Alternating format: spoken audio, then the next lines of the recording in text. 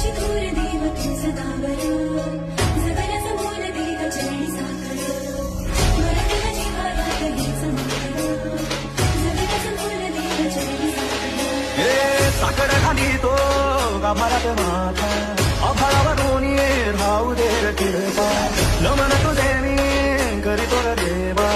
भरून करू दे तुझी तर कृपा